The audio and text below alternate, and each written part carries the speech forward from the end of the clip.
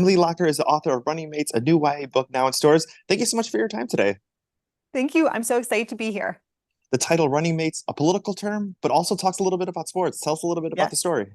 Yes. So the story is a modern day Romeo and Juliet, and it's about Anna, a liberal girl from a very liberal family. Her mom is a TV pundit, like a Rachel Maddow type, and she falls in love with a conservative lacrosse bro, Gabe, whose dad is a Republican senator. And love and romance and comedy ensue. Because you're in the DC area. So, I mean, this is kind of what normal daily life is, no matter like what your age or, whether you're getting groceries, going to the restaurant, Yeah. involved with your neighbors. Like this is, could happen at any time. Absolutely. This is actually how my idea for the book came about. I wanted to be a published author for very long, and my feedback was you have to have a really good hook. And I found the hook in a very surprising place. I was moving back to DC from New York City with my two small kids and my husband, and in my son's nursery school class, with just 15 kids in it, one parent was Mike Pence's old speechwriter, and the other was President Obama's old speechwriter. Very DC, right? And at first I was like, this seems really awkward. But by the end of the year, there's all these birthday parties and parent events and family events, and everyone got along so well because we were together as parents, as families, and you really see what you have in common when you're doing things in that way instead of just talking about politics. What advice do you have for everybody? Because obviously the country is so divided. And we'll talk a little bit about your career as a therapist, as well too a little bit later on. But like advice for people knowing that like sometimes you feel you can't work with a neighbor or a coworker or a family member. But maybe your experience for the inspiration for this book, but also what you're living in everyday life. Yeah, and both living in DC, coming back to DC after living in New York and being around people again, as you said in DC, it's a very political town. You are with people who have all different political leanings. And also being a therapist where I'm hearing all these college kids coming home from break and fighting with their parents or grandparents. And my main advice is it's kind of multifold, which is one is that you can listen to somebody's advice without agreeing to it, right? And you don't have to change your mind. Actually, in Anna and Gabe's case in the book, they really struggle with this. They fall in love, but really want the other person to see their viewpoint and kind of change their mind. And ultimately, they don't change their minds, but they find a way to have common ground and respect what the other one's saying. And I think this is really hard, especially with Mm. neighbors or friends. And my advice then is like, understand that you can listen to someone's viewpoint in a respectful way and maybe set a time limit, like 30 minutes, change the topic, and never do it after alcohol. If it's Thanksgiving, have it before dinner. And so really having agreed upon times. And also these are sensitive topics. And if someone feels they cannot engage in it, to have an out of the conversation without being like, we're done. That you can like, we can't talk about this right now. Let's focus on our friendship. Let's focus on our shared love of the Red Sox, whatever that is. And also that you can learn from other people's viewpoints without taking them on. So, we want to be learning. We don't want to be so entrenched in our own views that we don't have new knowledge. Oh, 100%. I'm going to make sure that everyone hears that, louder for the people in the back who, can't necessarily hear all that advice all the time. Annabelle and Gabe, which was the character that you wrote first? Or did you write, or did you Uh, kind of come up with the story at the same well, time?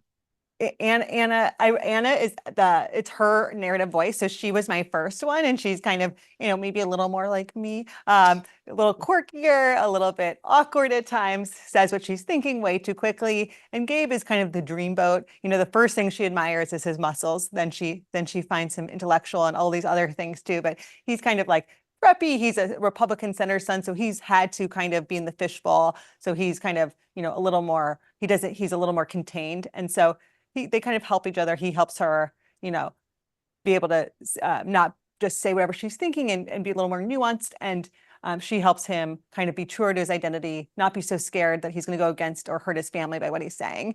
And that's really part of how they fall in love. That is amazing because, they have a common goal of trying to get better in the sports that they are participating in. And that's Yeah. how they end up, getting connected and having more interactions, throughout the day. And, obviously that's how the story ends up growing. But maybe talk a little bit about that and maybe in your work on Yeah. maybe someone who's having difficulty with this, on maybe not focusing on that, but maybe trying to find some other shared interest. Right.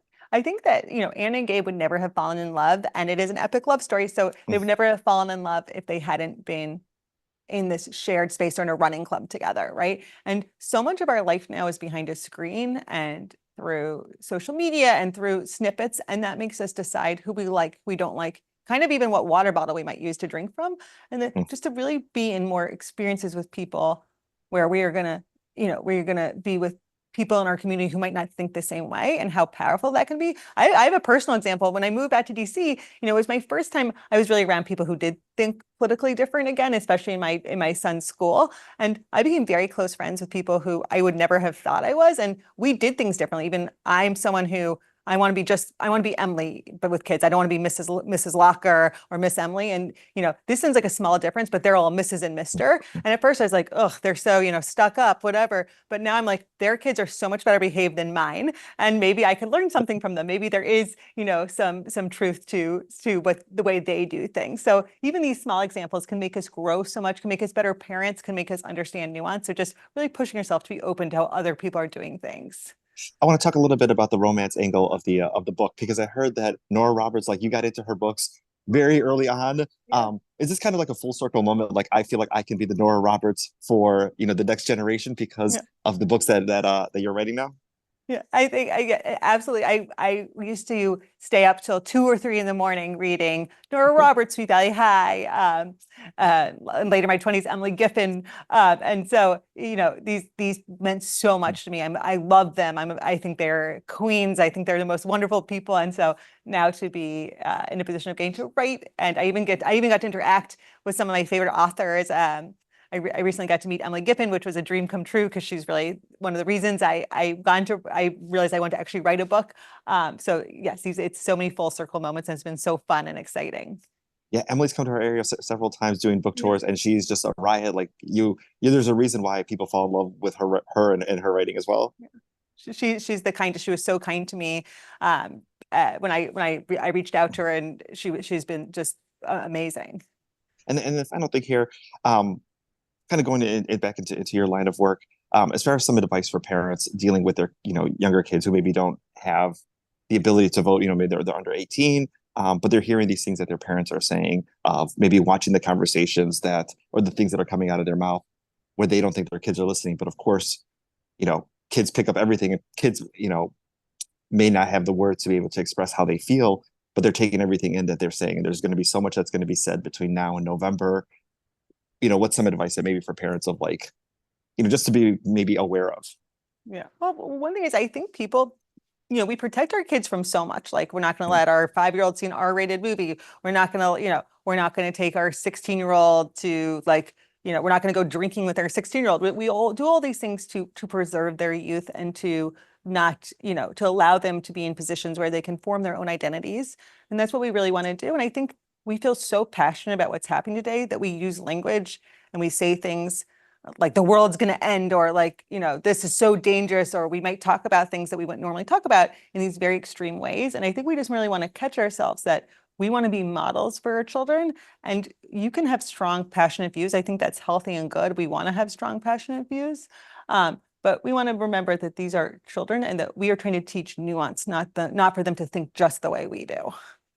Wonderful. Well, Emily, thank you so much for your time today. And of course, congratulations on the brand new book, Running Bates, now in stores. And thank you so much for your time today. Thank you so much, Rudy. It was so fun being here. Thank you.